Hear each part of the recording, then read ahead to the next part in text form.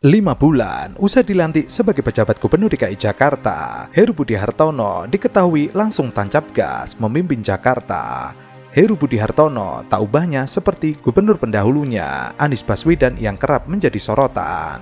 Namun, bedanya Heru Budi Hartono cenderung melakukan manuver atas perintah dari istana.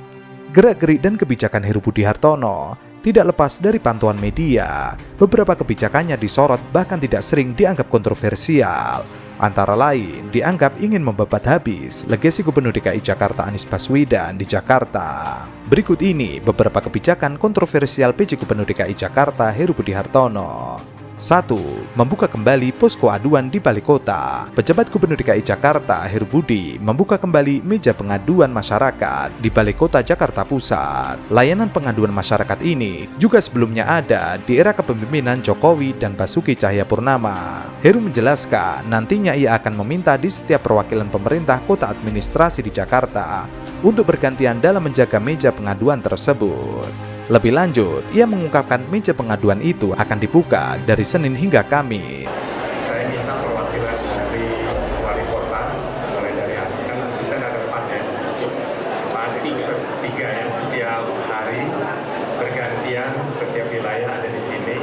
Setelah itu, beliau-beliau itu membawa apa yang didiskusikan oleh masyarakat di sini, pengaduan dan lain-lain dibawa ke wilayah masing-masing untuk didiskusikan. Berbeda dengan Anies Baswedan, ia menyediakan kanal khusus laporan dan keluhan warga yang ditampung lewat aplikasi Jakarta Kini atau Jaki. Kita kenal namanya Jaki kalau di Jakarta. Jaki Jakarta Kini, dan Jaki ini super apps yang di dalamnya seluruh pelayanan Pemprov itu masuk. Bukan hanya dari pemerintah, bahkan dari masyarakat swasta pun. Swasta itu maksudnya non pemerintah yang memiliki jasa untuk publik, kita bisa masukkan di situ. Jadi super apps ini memiliki feature-feature yang membantu kebutuhan warga.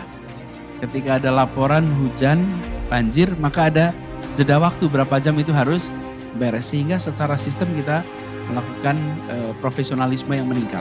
Kedua, mencopot Sekda Marullah Matali. PJ Gubernur DKI Jakarta Heru Budi Hartono mencopot Marullah Matali dari jabatan Sekretaris Daerah atau Sekda DKI Jakarta. Marullah kini dilantik menjadi Deputi Gubernur DKI Jakarta Bidang Budaya dan Pariwisata. Pelantikan Marullah sebagai Deputi Gubernur DKI Jakarta digelar secara tertutup. Pencopotan tersebut menimbulkan protes dari banyak kalangan. Banyak orang menilai keputusan yang diambil oleh Heru Budi itu membuat warga Betawi kecewa. Heru pun dinilai tidak memiliki etika dalam mencopot Marullah Matali dari posisi Sekda DKI Jakarta. Kemarin kami sudah melaksanakan tugas melantik Pak Marullah sebagai Deputi, Pak Bu sebagai PJ Sekda. Perlu saya sampaikan di sini bahwa tugas-tugas Pak Budi sangat terhormat, di mana nanti beliau akan membantu saya. Jadi jangan disalahpahamkan bahwa saya membutuhkan Pak Marullah dalam skala yang lebih besar. Kalau beliau masih PJ kadang-kadang masih terkonsentrasi di dalam, dan tentunya sesuai dengan Kepres nomor 139 2022. Jadi berdasarkan keputusan Presiden nomor 139, maka Pak Marullah menjabat Deputi, di mana nanti ada beberapa poin-poin tugas khusus yang harus diemban oleh beliau. Ketiga, menghapus anggaran jalur sepeda. Heru Budi di awal kepemimpinannya sempat menghapus anggaran jalur sepeda yang sebelumnya dianggarkan Gubernur Anies Baswedan sebesar 38 miliar. Anggaran program jalur sepeda era Anies ini nantinya akan diarahkan untuk pembangunan fasilitas yang lebih bermanfaat. Kebijakan itu menuai kritik karena dianggap ingin membersihkan jejak Anies dalam pembangunan kota Jakarta yang ramah bagi pesepeda. Belakangan, Heru tetap menganggarkan jalur sepeda, tapi bukan sebagai program prioritas. Penghapusan yang dilakukan oleh Heru Budi akhirnya menjadi polemik di DPR. Ujungnya, program jalur sepeda era Anies batal dihapuskan. Warisan Anies tersebut masih mendapatkan anggaran sebesar 7,5 miliar pada tahun 2023. meskipun angka tersebut turun dari usulan anggaran sebelumnya sebesar 38 miliar.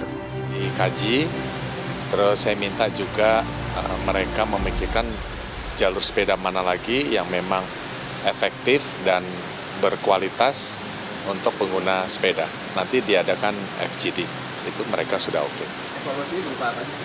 Ya, evaluasinya mungkin berupa jalur sepedanya seperti apa, tempatnya di mana, dan tentunya tidak efisien lah, kira-kira seperti itu. Kemudian anggaran yang diajukan dengan dinas perhubungan itu apakah sudah sesuai atau bisa dikurangi lagi atau mungkin ditambahkan? Nah, sementara lagi pembahasan di APBD. Kita serahkan prosesnya ke teman-teman DPR. 4. Tidak memakai TGUPP Anies. PJ Gubernur DKI Jakarta Budi Hartono menyebut bahwa dirinya lebih ingin mengoptimalkan dinas-dinas terkait ketimbang membentuk tim gubernur untuk percepatan pembangunan. Kendati begitu, menurutnya ada TGUPP bisa dikatakan bagus. Akan tetapi ia mengatakan lebih ingin memaksimalkan peran satuan kerja perangkat daerah yang ada di Pemprov DKI Jakarta. 5. Mencabut layanan internet gratis Jak Wifi. Program Jak Wifi merupakan program internet untuk semua yang diluncurkan Pemprov DKI Jakarta pada 28 Agustus 2020 di era Gubernur Anies Baswedan. Namun, akhirnya direvisi oleh PJ Gubernur Heru Budi Hartono. Hal tersebut tertuang dalam informasi bahwa Jak Wifi sudah tidak dapat dipergunakan mulai 1 Januari 2023 lantaran diberhentikan oleh Pemprov DKI Jakarta. Menurut Bapak sendiri berguna nggak Jak Wifi di sini? Pasti berguna, karena kan kita warga setempat gitu juga kan ya, kita pengguna internet, apalagi internet kan sekarang memang sudah mempublikasi ya, udah kemana-mana. Jadi untuk mengakses pembelajaran, nggak hanya pembelajaran, kita juga meeting terbantu.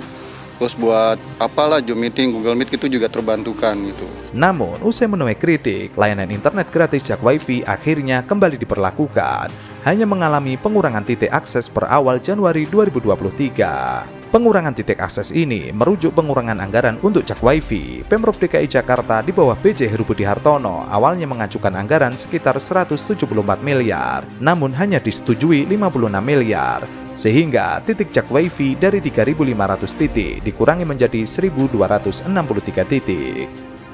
Apa yang sudah direncanakan oleh Pak Gubernur sebelumnya, seharusnya PJ Gubernur saat ini menurut yang baik ya tidak ada salahnya dilanjutkan saja gitu loh. Jangan ada sentimental beranggapan bahwa ini sesuatu yang baik, tapi karena berbeda warna atau berbeda kelompok, akhirnya dilakukan pengurangan.